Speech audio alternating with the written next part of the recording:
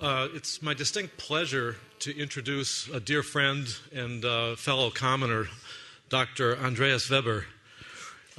Andreas is a Berlin-based theoretical biologist who is also an eco-philosopher and longtime friend of the Boll Foundation. He has degrees in marine biology and cultural studies and worked with the biologist Francisco Varela many years ago. And I think you're going to find Andreas's remarks extremely exciting and challenging. And we're going to have some time for 15, 20 minutes of Q&A at the end of his talk, because he raises some rather profound questions about the nature of biological reality and what this means for how we conceptualize nature, how we conceptualize the economy, how we conceptualize our relations with each other. Andreas addresses some of the foundational assumptions that the Enlightenment brings to our way of life and modernity. And amazingly, does this in a very succinct, coherent way while relating it to the commons and its implications for us. I find it very exciting because it draws upon some rather recent dissident biology and scientific findings, especially in the evolutionary sciences, as empirical verifications for reinterpreting reality, as opposed to, say, moralistic or simply socially or politically asserted claims. So it has some rather deep empirical foundations that he's drawing upon. Andreas has written 4 books on the topic. He's a frequent magazine writer. And without further ado, Andreas, please tell us about enlivenment. Yeah, thanks a lot, David. And as always, I think when you rephrase what I'm trying to say, it sounds better than when I try to say it. So I will try to offer you a kind of re-evaluation of our picture of reality. This is what I'm going to do. And I say our picture of reality because I think that there are some manners of thought or even of feeling or of being alive which are so deeply ingrained in our civilization, in the way we are brought up, in the way we see ourselves, we feel about ourselves, that we normally don't see them and don't discuss them and we don't question them. But I think that this is the most important point where we have to start. And so we, again, I say, from all different angles of reflection, actually. So it's going rather deep, and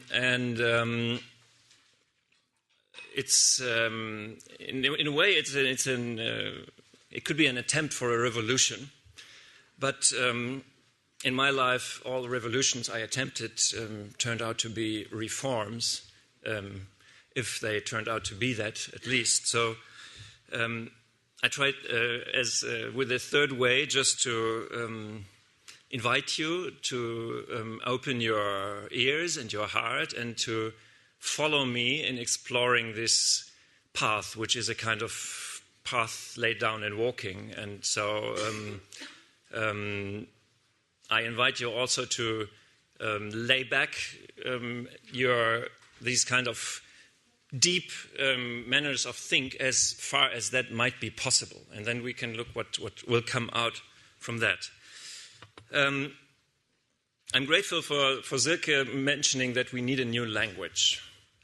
As I'm a scientist become poet in a way, it's also my business to change language, or it's also my obsession to change language.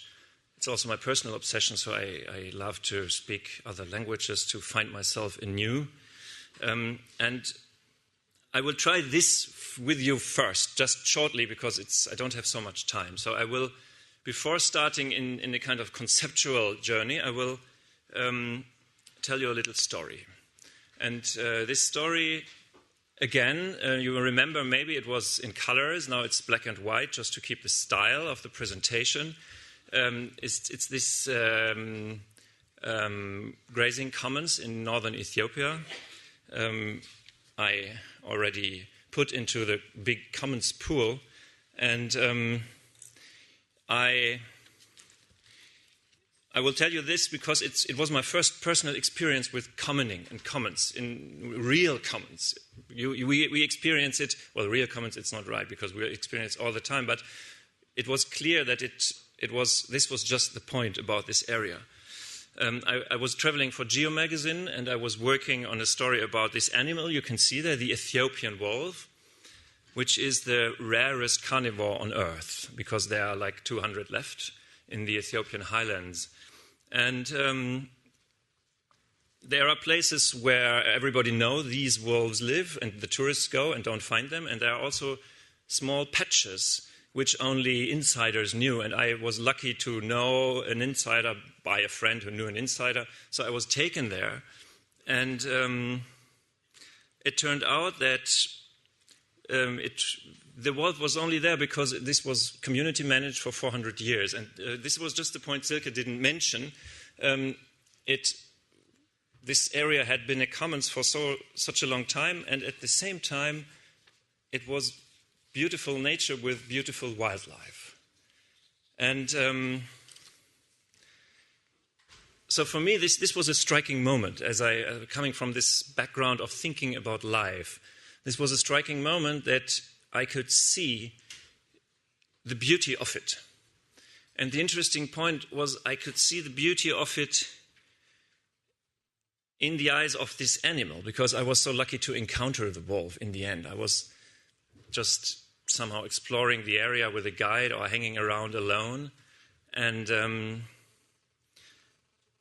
if you know Ethiopia, you know it's a kind of post-apocalyptic landscape for most of its parts, so you wonder how people can live at all from its soils.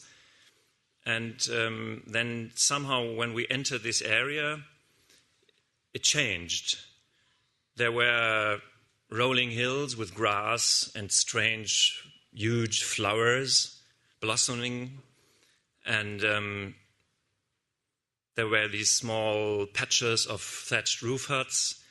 And there was amazing silence.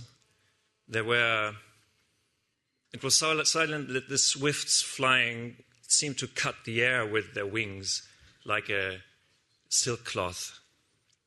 And in this area, I sat down, and then I didn't actually believe, but I saw this animal. It was just coming down a hill and stopping, and there was another animal. They greeted each other, and they had a kind of family life, so it was very nice to see. I was just like coming somehow home, coming back. I was in midst of a living network of relationships, even if I wasn't at that point relating to humans, but I was relating to another part of the network of life. And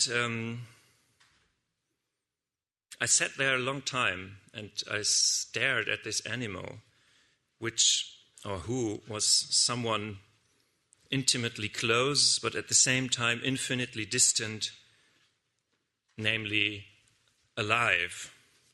So I sat there mesmerized until it walked away, and until it ran up the hill, the crest, and left a kind of glistening wake from the late evening sunlight.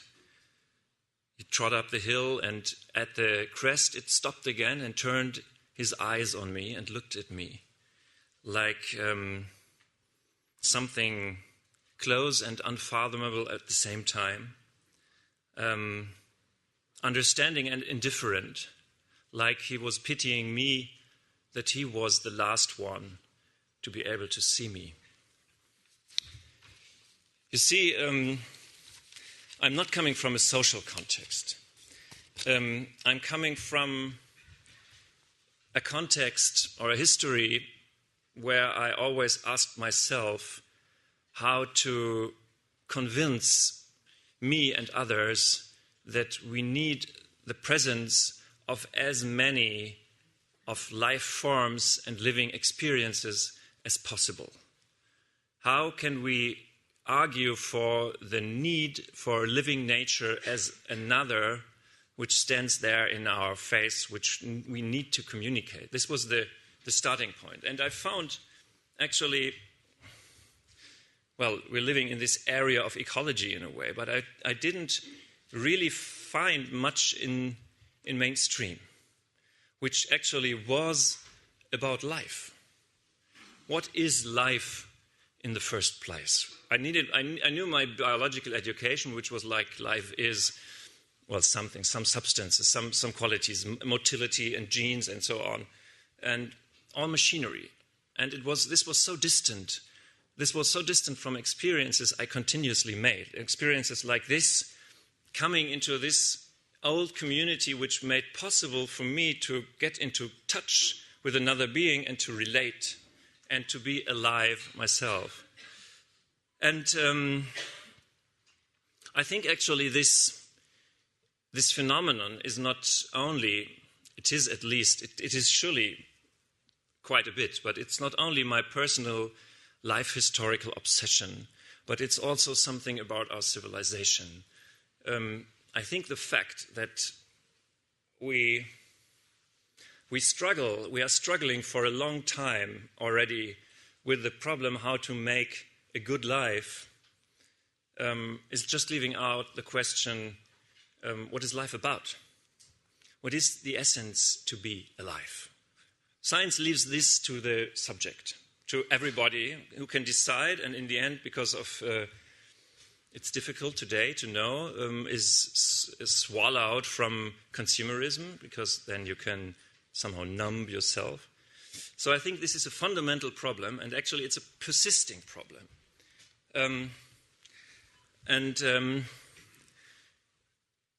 We just fall into the same hole over and over again by trying different solutions. And some of you know, this is my favorite, one of my favorite battle calls is, actually it was an Italian collaborator of Josh Farley who told me this when I was doing a story on ecological economy, and I've forgotten his name, I shouldn't mention it here. If we turn around and around and around and don't find an answer, we are not asking the right question. We're just on the wrong track. And this Ethiopian experience was, in a way, it was so eye-opening, because there was this world influenced by corporate capitalism and colonialism and all this influences going to the global south. And then there was this tiny patch which seemed somehow untouchable and out of time. And so somehow it is visible, but somehow we have to ask the right questions. And, well, it's an offer. I'm searching, but I think I can offer something, at least which is at least intriguing me. What are these new questions? We have to keep to the question thinking about life. What is it what makes life going? What is it? How is life going? What is it to be alive? What are the laws, the principles, better maybe? And so in a way, I'm somehow doing what Stefano Rodotà proposed Wednesday when he said we need a new rationality. In a way, it's somehow this. I'm in all what I will propose now, what will come, I will still remain a biologist in a way. So I'm not offering something which goes out of a communicable framework, but I try to look on the living from the side of seeing things we maybe not have seen before. And the funny thing is, this is what I wrote there. What is a new bias for our economic system? The funny thing is you can play around a little bit with this word. You know, a DOS computer, a Windows computer has this BIOS, which is underlying the operating system. And many people are claiming we need a new operating system for our society, so it's beneath the operating system. And probably the thing we can easily see is operating system, so we can vote left or right and so on. But to go beneath the operating system, and I called it BIOS because it's the laws of life of this computer, is different. So it has these two senses to talk of our new BIOS, and I think we really shall take this joke in a way we can take it seriously. So what is BIOS?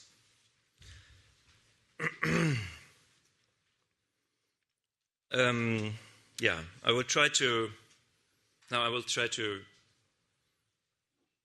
take you with me to embark on a small journey, a journey of what we could say about this.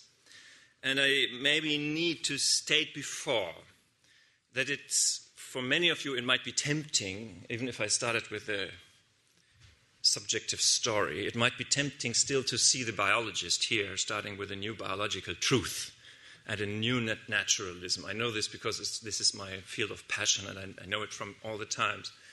I will be talking about BIOS, about life, but I don't intend it to be naturalist in the narrow sense of finding objective laws out there and then adapt them to everything. But as you already might have realized, I will talk about this as a living being. And this is the nice thing about life, that we are living. So we have the privilege of knowing what it is to be alive. And knowing what it is to be alive is feeling. So in a way, we are gifted with a lot of power of finding truths. And science has done this very nice job of first just declaring us incapable of doing anything without having this scientific education. This is still working. This is still how the world is going, how the big institutions are going, how the counselors to politicians are working. But so keep in mind, what I will try to do is formulate some principles about a new BIOS from biological phenomenology, maybe by observation of biology, but also they always have to tune in with what we are feeling about them. And I think this is really strong. It's a little bit like in physics, where they discovered then that you can't do experiences, you can't do experiments without taking the observer into account. You change them as an observer. This is what made physics a kind of weird science. And in the end, it's what I propose here, because we are living beings. So if we do biology, and if we're talking about the biosphere, and if we're talking about ecology, and if we're talking about economy, we're always talking about ourselves.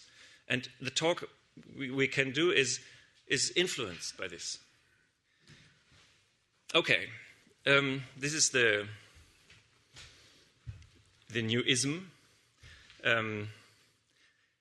The idea is we have to start thinking under the perspective of enlivenment. This is I'm still happy by this beautiful word which comes from Heike Löschmann. Thanks again. I say it here publicly to everybody, so nobody thinks I have coined it. I didn't.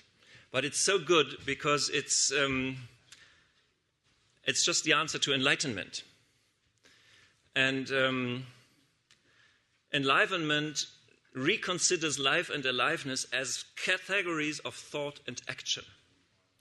We are living, feeling beings with meaningful experiences in a community with other living beings. Doesn't sound that already a little bit like a new economy, a commons economy? But enlivenment is more than just something which works more sustainably or more just. It's something which always has to feel meaningful. I can feel enlivened. And we do. We know what it is. We absolutely know. We are even searching those experiences. The problem is that there are so many drugs around today. So we feel shortly enlivened by, I don't know what, the new smartphone or my new app or whatever, and then afterwards start to feel even more anesthetic. And I think it's nice to proclaim enlivenment as Enlightenment 2.0. It's also interesting that there's an eminent biologist, Edward O. Wilson, who has been for a long time the bad guy of social biology and was beaten for it, or even he got even a bucket of water over his head. And he was actually quite a strong social biologist. And in his last book, he just somehow stopped it and said, no, there's an open space of freedom where culture enters. And to explore this, we need a second enlightenment. So then he was beaten anew, this time by Richard Dawkins, his fellow social biologist, who wrote a very bad article about him, really like throwing mud at him. But I think it's somehow coming over the horizon in a way. Okay, why do we need this? Again, from a little bit different angle. I said, before starting my story, I said that we are not really talking about life today. Sure, we know we are alive, at least we know it in principle and theoretically, and we know it privately, but it is not in the kind of intellectual discussion or mindset. I think we could say, it's a rather strong thesis, but it's also coming from a certain mainstream of thinking, that instead, for hundreds of years of modernity, we are living under, or over maybe, put on a metaphysics of death, of dead matter, which underlies somehow the manifold dilemmas of today, which are mirrored in all of what you're doing. You're coming from so many backgrounds, social, ecological, and cultural. You mirror all the dilemmas and all the attempts to find new solutions to these dilemmas.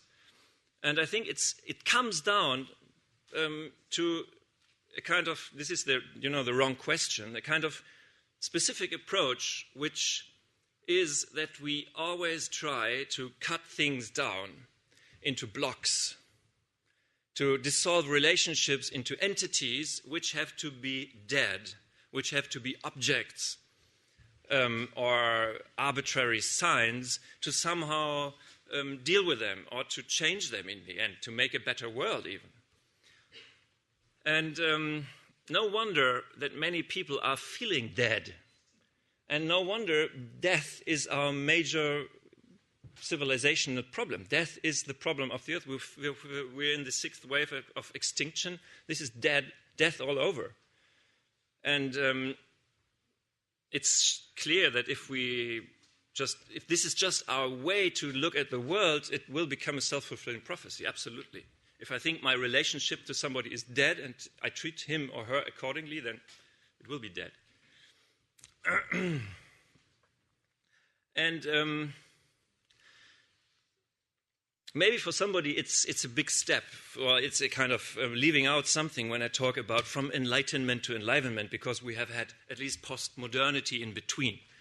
But I think we can easily see or convincingly show that our liberalist idea of economy is just stuck in Enlightenment thinking. And this is a table. I love tables. They are always a bit difficult when I do a talk, but I will read it to you because it so easily shows. In some ways, in some branches of science, philosophy, we claim to be over this dualistic Enlightenment thinking, substance and there and mind here. But in our practical engagements from day to day, we're not. So we have the resource society dualism, which is mind-body dualism in this kind of Enlightenment framework. We have the rational agent. We have progress. We have the idea of all matter is a kind of resource or a machine, something which we can endlessly twist with. And an interesting point is we have the idea of neutral value. In science, we're creating neutral knowledge. This is this kind of idea. A scientist is not about values. A scientist is always about objective, neutral knowledge. And money is claimed to be this kind of neutral exchange value, which it is not, actually. And so on. I don't read it all to you for time reasons, but I think one can show that economy somehow is vastly behind some other sciences and some possibilities. If you like, I would even argue that postmodernism is not a real transgression, a real change of enlightenment, but it's only a stressing of its one extreme, which is pure subjectivity.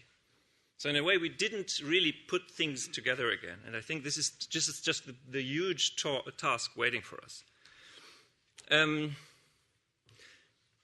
To show it a little bit clearer still, is if we look at economy and biology together, we can actually see them in the same frame.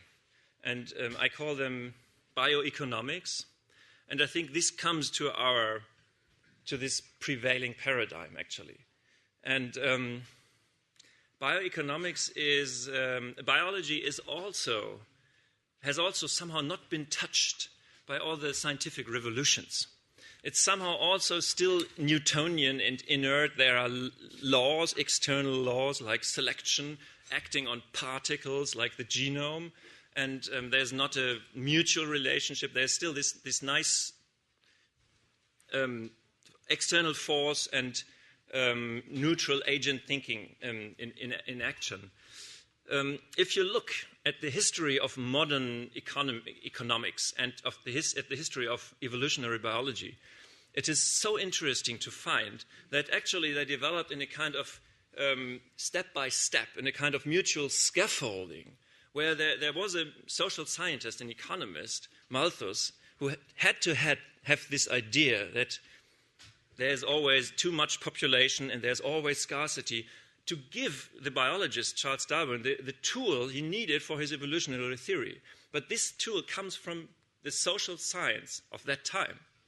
And social science of that time was not, as science claims, the eternal free science which is value-free and which is always true, but it was just an observation of the society of pre-Victorian Britain, which was quite harsh, where there was, for reasons, for social historical reasons, there was no idea of sharing, cooperation, and so on. And then there was this paradigm of evolutionary biology which changed everything. And surely the economists went there and got inspiration and took biology as a kind of proof for their theories. And so it went. And so we have microevolutionary theories in the 20th century, quite influential by MacArthur, which use microeconomic models. So for my eyes, it is one science. And it's about efficiency, competition, and egoistical agents. For me, it is one science. And it covers everything, It covers your body, and it covers your social behavior. And in any of these readings, you don't have any feelings. You're a machine.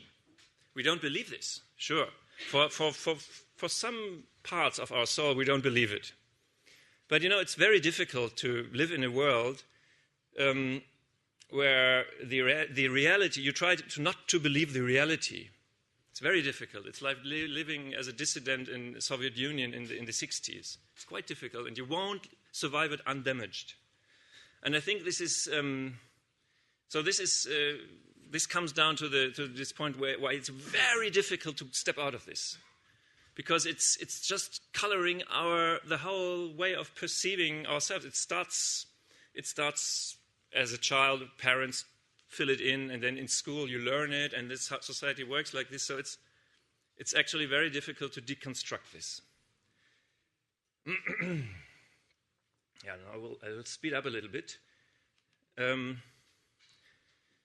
But it's not true. So this is my essentialist input here.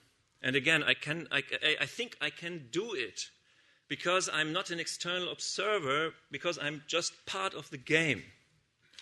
And I know when things are going well, and I feel when things are going not well. I am a householding being as part of a bigger organism. So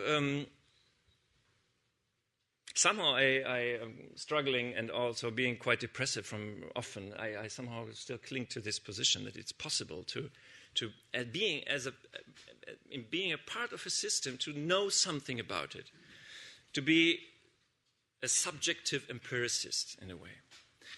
And I think this kind of clinging to the spark of being alive is very helpful. And as you know, the story, The Emperor's New Clothes, it was a child who said, "Oh, look, he's nude." Actually, they didn't depict him as nude there. I couldn't find a nude emperor on the net as common source. It was a child which does not reflect on his being whatever, homo economicus, which is not framed in this kind of negative parental values, which just speaks. And I surely think you can. There are lots of examples with which you can show, and this is the alternative biology which David referred to. So there is a whole mainstream, and it's coming up now. Actually, in my eyes, there's a paradigm shift going on in biology, which shows. I won't go into detail. I won't go into detail. You can read it. I will tell you where. That nature is not efficient. Think only about photosynthesis, which has an efficiency of 7%, which is ridiculous. Or think about, some examples, because it's so nice. Think about the efficient killer machines in nature. What are you thinking about? Lions and big carnivores, the Ethiopian wolf. They consume 97% of their energy just for maintaining the warm-blooded metabolism. Just to be these beautiful big animals. Efficient machines you find at the bottom of the deep sea. Bristle stars, which move like 50 centimeters a year. This is efficient.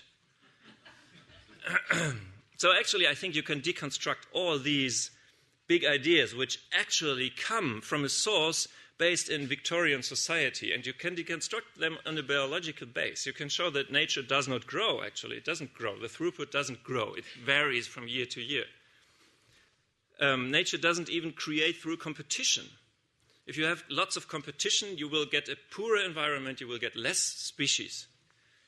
This is something in the work of Ernst Mayr, which a small line, he says, never ever was proven that a species arose through competition. They arise by chance, by isolation.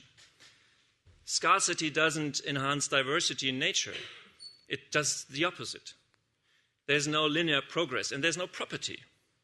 My genes, 20% of my genes stem from viruses, which feels strange, but they work nicely so far. And so this is really open source tinkering. And where can we go to then? What can we substitute for bioeconomics? Well, I call it biopoetics. It's a bit off from the commons discourse, but this is as you already realized, this is my other face. I call it biopoetics because I want to put in the expressive and experiential aspect of being alive. I want to stress that every gesture has a meaning which can be perceived by other living beings, which can be shared by other living beings. And I won't go into depth with that too, but you can also build a whole empirical biology on this alternative view. You can conceive an idea of the organism as an embodied subject, just this. You don't need to see yourself as a machine or a clockwork or a computer or whatever. You can see yourself as someone who wants to be himself by continuously changing the stuff he's made from, which is a very, very magic thing, actually. And from this you come to see organisms as sentient, as meaning producers. You come to the reality of subjective experience as a kind of requirement for biological sense-making. And then suddenly nature changes, and it's not longer the kind of causalistic history of machines, but it starts to be an unfolding process of freedom, of autonomy, even of value. This bacterium under the microscope, which obviously tends to keep itself alive. if I put some poison under it, it swims away. And you know this is an easy thing. If you go into a cheap hotel room in, let's say, Ethiopia, and there's something in the corner, and you wonder, oh, what's that? And you go there and you will do like this, maybe with a stick. You do this because you know if it is alive, it will either bite you or it will run away. It just has this sense of keeping itself as itself. And if you start from this, you get a completely different biology. You get an enlivened biology. And from this enlivened biology, enlivened ecology, you can start to see quite interesting parallels to an economy of the commons. This is what I call natural anti-capitalism. I don't know, maybe I think it was Kropotkin, wasn't it? The Russian anarchist who also tried to a kind of natural science-informed argument about natural abundance and wealth. He's underestimated, I'd say. So if you look at nature and you have in the back of your head the commons experience or some of the keywords, this was actually what happened when I came into contact with commons. Somehow I got there from a slightly different background. I was a bit in ecological economics, and then I just knew more about it because Silke somehow drew me here, and I was thinking, wow, this is just an ecological description, what they're doing there. But ecological not on the point of this kind of ecology of efficiency and competition and scarcity, but of the kind of experiential ecology we are living in. So you have in ecology, you have a household of subjects continuously mediating relationships between one another. How about that? You have always in these relationships two sides, the supply aspect and the meaning aspect. You could even say that biology should be retermed as biosemiotics. You know, biologists are always about cause and effect, and they have in their core paradigm, they have a semiotic nucleus, which is the DNA, which is read and interpreted. It's incredible. They don't realize somehow that it's not a causal mechanics science. You can't exclude biological agents from their habitat. And you have always this coupling between matter and relationship. And actually, this is, you remember maybe my remark I made when Silke did her latest update on commons principles, because it just struck me how close it comes. So I permitted myself to do it, to take over your proposal. This is why I hate to prepare my speech more than 1 hour before I talk, because there's so much stuff coming in. So I will just this is, you know, it's just a kind of, I heard it 2 days ago, and I will just propose it, but just to show you from this kind of semio-ecological point of view. Silke said there's no commons without commoners, and look at an ecosystem. An ecosystem is its inhabitants. You can't. This you learn in school maybe. You can't take out all the organisms, and you don't have an ecosystem because there's nothing. There are only stones, maybe. A very reduced part of an ecosystem. Every commons is a knowledge commons. Well, look at nature. This is something which just comes into mind now. Biology is a biosemiotic process. DNA, the evolutionary development is always an interpretation of science. Metabolism is a semiotic activity. We have meaning, as we know. We have gestures. We have ethology, behavior, metaphor. This is all in nature. I'd add, I correct you, Silke, a little bit. I add from my empiricist stance that every commons is also a material commons. Vice versa. You have both. So it's always a material / knowledge commons. Every commons needs protection, as in biology. You have this huge compartmentation. You have the whole unity, but it's all in compartments. Our skin, membranes, cell walls, mating behavior. Certain bird species may possibly mate with another one, but it doesn't because the mating behavior is different. So it's a protection. It's a boundary, but it's not a boundary like a wall. It's a behavioral boundary.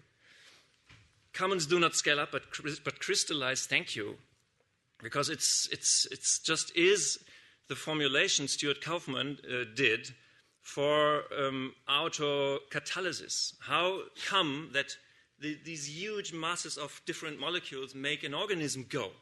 You put them all together, and they at some point start like in a crystal fashion to help one another. So it's a kind of crystallization. You have few molecules, and then you have many more, and what happens? It's not just more of these few, but they crystallize to a kind of whole. I think it's exciting. So I went on with, well, you know, it's all copyleft. Commons creating peer ecology. Well, you remember. So I just put something there. Actually, this morning I changed this first point there. I thought use value. There's only use value in nature, but this is not true, and this might be a very interesting point coming to the idea of rights and all this. So I think this is a very important point. There is not only use value in nature. There is sure exchange value if you look at all the social behavior in animals. And we have to think on that. But, you know, nature is use value for the whole picture. Indirect reciprocity is just a avant-garde biologist term, as self-organization and self-healing. DNA, I said again, you know, there is nothing as open source as DNA, nothing you can imagine. So it's perverse, as everybody of you will share, that they patent DNA. Community protection, we had it already. In very, very, very fragile and intimate ways, very interesting, tiny ways, we have community protection in biology. And iteration, surely. And iteration, this goes so far that this is not only a biological term, but it's also a term from personal life narrative. This is just what we do. My life is really iteration. Well, sometimes it's boringly so iteration. And it's aliveness. It's about iteration. So, you see, I'm via finding similarities, I'm somehow proposing that taking the idea of enlivenment as a common perspective, we could find, let's say, common narrative for the commons. I would never say principles, maybe I would say principles, I would never say laws, but a common narrative, which is a kind of very, very broad framework of interpretation to the commons. And I think we could do a kind of reverse engineering, and we could go and look at working commons, and we could find many things I talked about a little bit theoretically, we could find just going on this kind of life level. So one could even say all these new common projects and old common projects, like my Guasamens project, they're about enlivenment. And they're also about, as you all know,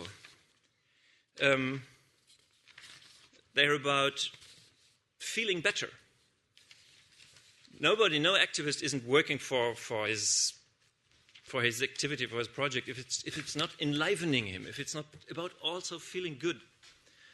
And so just to propose some principles here,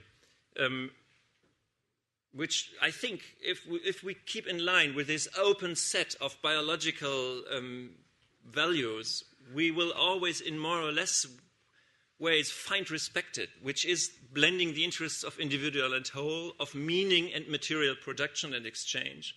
I think so. We can make crosses at it. If it works, it's very much probable that it's a successful common.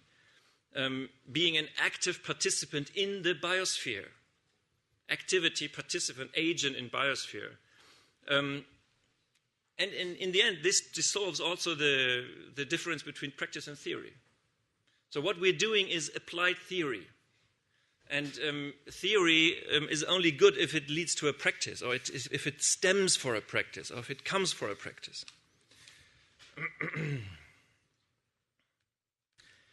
And no, this again. So it's sure a little bit short, but I think as a kind of primer for your mental setup, it might work. It is very important, as I said, you have always this blending of one half, which in Enlightenment thinking is there, and the other half, which is here. And we in biology and in commoning, we have it together. We have, was that my dog? No, it's here. We have, we are identical to ourselves, but at the same time we are in relationship. So we have to somehow obey this. We have, and this is also interesting, I think. This is something I think promising in a way we can go on with this. We have by this overlapping of domains which formerly didn't fit together, we start to find a kind of poetic objectivity, meaningful objectivity, and empirical subjectivity. And you see the chiasma, Merleau-Ponty would say, the overlapping of both. You can be empirical, you can find empirical validity because you are an embodied subject. And you can express objectivity because it is shareable on this experiential, poetical level. So you see, I think I try to overlap these two approaches and not to substitute one by the other. So somehow it comes to a kind of invention of something which I like to call a first-person science. And a first-person science is the science you do with your body or with your feelings. And I don't want to push aside the third-person science. And now we are making first-person science. This is everybody doing for himself every time. So I want to overlap them. So we need both. We need third person and first person. Let me see if I... no. So we... And I think actually this is... So if you're taking seriously these ideas of pushing enlightenment further and not doing away with it, because there are many things which are quite precious, like the autonomy of the person, human rights, all this. So I wouldn't touch at this. I know that in this avant-garde discussion of new life forms, there are people just doing away with this wholesale. But I think we need to supply this with this other relational way of thinking, and have both. And in having both, we are in a constant struggle. We are in a constant contradiction. We are in a constant paradox. And I think this is the kind of this is very good. Let's say that. This is just the sign that we not made a mistake. If it came out like in maths equation my son has to solve and I don't understand anymore, if it came out with a clear result, then it would be wrong. It's a good sign that we're stuck in paradoxes, because we are always stuck in paradoxes, because life is just about moment to moment resolving and expressing our paradoxical situation as having a body which is not ours, and so on and so on. Okay, that's it more or less. One last slide, this, just to truly fulfill the title of my speech about spirituality. Let me just point you to the fact or to the observation that if you're consciously enacting principles and structures which are the very base of how you unfold, or of how the world entangles with itself, then you are doing something very conscious, and you're doing something which is practical at one moment, but which is also somehow reflecting the whole thing. So this is why I put here commoning as enacting the sacred. Somehow you do something which you know is the way of the world. So I think from this perspective we can understand easier that for early people, for early man, for maybe 1 million years, daily life, which was always organized in a common way, was also always sacred, because it was always about itself. It was a kind of celebration or suffering also of the plenitude and the contradictions, knowing that we are always in this fatal imbalance which still leads to balance. And I think this is something also important. This is something important as a background thought about what we are doing here. That if we consciously reenact this kind of open, pluralistic ecology, we are always partaking in living creation. And we are always playing. If we really celebrate, we play. And, somebody of you will know that Marshall Rosenberg had this nice sentence where he said, make it always play, because only when you play, you will be fulfilling your needs. So we're back at fulfilling needs. Playing with our nature. Last slide, it can be that. I just found it cute. It's a slight misunderstanding, maybe. And, if you want the whole story, or if you want a longer form of the whole story, you can take this with you, which flies around here. I have one. It's an essay I did. The Both Foundation asked me to write. I'm very happy about it. So it's about putting out this paradigm into the world. Thanks. Thanks a lot.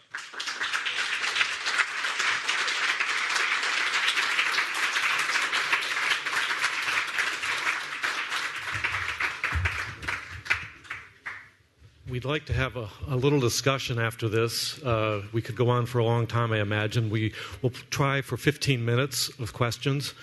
And I would just like to add that the essay is downloadable from the commonsandEconomics.org website as well, and there should be copies out there. So let me start in the back. Josh. Oh, wait, let's get the microphone going. Is it working? Yes. Thanks a lot. And actually,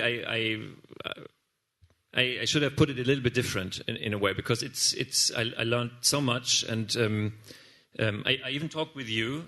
You remember, yes? And I should have put it different in a way. I made the same movement you're explaining now, and but somehow at some point I was just drawn fresh into the commons, somehow without expectation. And I remember even that I had many discussions as a burning defender of the ecological economic approach here in Germany, because the idea that you can monetize somehow natural services it's still so strange in a way. But maybe it was also sounded strange to me, so I'm happy that somehow I can make a detour now, and but you're right, you're absolutely right. And I think even this was where I was coming out then. I think if you do it with open mind, you come out at the same point, actually. If you do the right economics, you inevitably come at the same point. So, okay, only two things. I appreciate Bruno Latour very much, and I would exempt him from my critique of postmodernity, actually, because he's one of the few thinkers who tries to think relationship between to open the concept of agency to non-human agents and vice versa. So I think this is quite important. Then I would be very suspicious of any use of the term of information. I think from my standpoint, you can't use it anymore, because it has always this notion of objectivity with it. If you have living agents, you don't have information, you have meaning, which is always subjective and relative. So we are on different tracks probably there. Any comment? Yeah, thanks a lot. I think still, as I tried to do with Silke's steps, I think it's even bridging this to our digital commons, and so we are in this even in not being indigenous people. So in a way, it's very good that you refer to this, because it shows me, I think, the broad of it. So we need criteria for what is better and worse. Just talking of feeling or animals is not enough. We are humans. We are not animals. I think this is something which should not be forgotten. Oh, sorry, I have to correct you. We are animals. We are human animals. We are animals, and we are even apes. And we are taxonomically we are apes. Sorry. Yes, we are not apes, whether African or Asian does not. We are on different islands. I am an ape. I think you misunderstood me, because I never offered an either or. I'm offering an and A-N-D. And this is why I also told it's fine when we get stuck in paradoxes.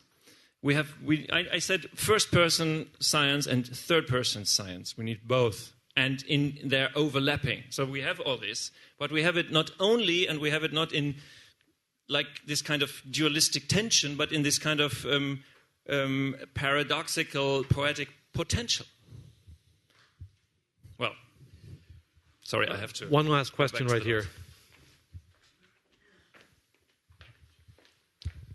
Is it working? Yeah. Hi. I just have a very short question. Is about how much of your work was influenced by Christopher Alexander's Nature of Order? Yeah. I know that this is important. Mm-hmm. I don't know him enough. I think there would be much in common. And I think actually his formulation of aesthetics is starting from centers of aliveness, isn't it? Something like this. Comes very close to some of my intuitions, but I have to admit I don't know him deeply enough. I think it's important. Because I do like rather extensive research on him, and I found out a lot of things that you've said today is very fitting to the basic theory that he has described about life and everything. Yes. So it is. And I know a very good publication in the Commons book by Franz Narada, which is just on that. Yes, which is just on that. I'm working with him together, yeah. So this is important stuff. Thank you. Well, Andreas, thank you so much. This is extremely nourishing, I think, for all of us. Speaking for myself personally, thank you.